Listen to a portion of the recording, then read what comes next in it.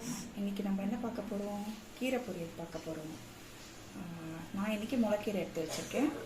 இந்த பொரியல் நீங்கள் என்ன கீரையில் வேணால் பண்ணலாம். மணத்தக்காளி கீரை, அரைக்கீரை, சிறுகீரை, தண்டுக்கீரை எது வேணால் யூஸ் பண்ணிக்கலாம்.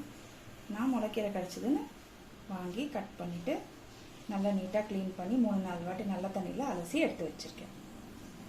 இந்த கீரை பொரியலுக்கு தேவையான பொருட்கள்: தாளிக்கிறதுக்கு கடுகு, உளுந்து, காஞ்ச மிளகா, சீரகம், கடலைப்பருப்பு, அதுக்கப்புறம் வெங்காயம், அதுக்கப்புறம் இதில் நம்ம தேங்காய், பச்சை மிளகா, பூண்டு, சீரகம் வச்சு அரைச்சி மேலே தூவோம் லாஸ்ட்டில். அது எப்படி பண்ணுறதுன்னு உங்களுக்கு காமிக்கிறேன்.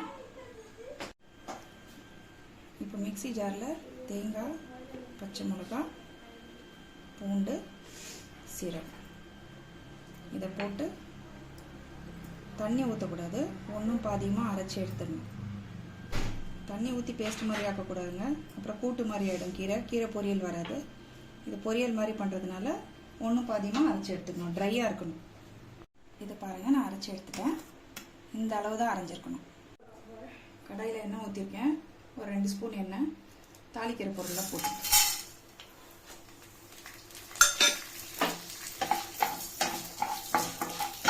கொஞ்சம் நல்லா பருப்புலாம் செவக்கிற வரைக்கும் வறுத்துக்கணும். பருப்புலாம் நல்லா செவந்துருச்சு. இப்போ வெங்காயத்தை போடுறேன்.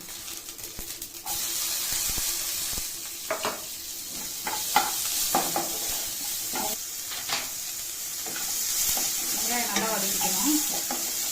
வதக்கிட்டு அப்புறமா நம்ம கட் பண்ணி வச்சுருக்கிற கீரையை போடணும்.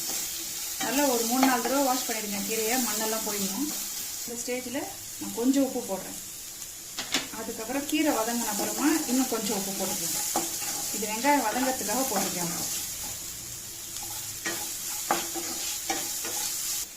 நான் கீரையை போடுறேன். கீரையில் அதுலேயே தண்ணி விட்டுட்டே இருக்கும், எக்ஸ்ட்ரா தண்ணி விட வேண்டாம். ஒரு 5 நிமிஷம் கீரை தானே வெந்து போயிடும். கீரையை போட்டு நல்லா வதக்கி விடணும். தண்ணி விட்டுட்டே இருக்கும் கீரை, அப்படியே கீரையும் வெந்து போயிடும். மூடி வச்செல்லாம் வேக வைக்கணும்னு அவசியம் இல்லை. கீரை நல்லா வதங்கி போச்சு. நான் முதல்ல கொஞ்சம் உப்பு தான் போட்டேன். இப்போ இன்னும் ஒரு சோறு தான் போட்டேன். உப்பு அதுக்கு மேலே தேவைப்படலை. உப்பு போட்டாச்சு, நல்லா வதக்கி விட்டாச்சு. கீரையை நல்லா வதங்கி போச்சு. கீரையோட தண்டு எடுத்து நசுக்கி பாருங்கள், வெந்தது நல்லா தெரியும். கடைசியாக இப்போ நம்ம அரைச்சி வச்சிருக்கிற தேங்காயை போட்டுட்டு கிளறி இறக்கிட வேண்டியது. அவ்வளோதான். 5 to 6 மினிட்ஸ்குள்ளே ரொம்ப டேஸ்டான கீரை பொரியல் ரெடி. தேங்காயெல்லாம் போட்டாச்சு. இப்போ நல்லா கிளறி விட்டுட்டு அடுப்பை அணைச்சிட வேண்டியது தான்.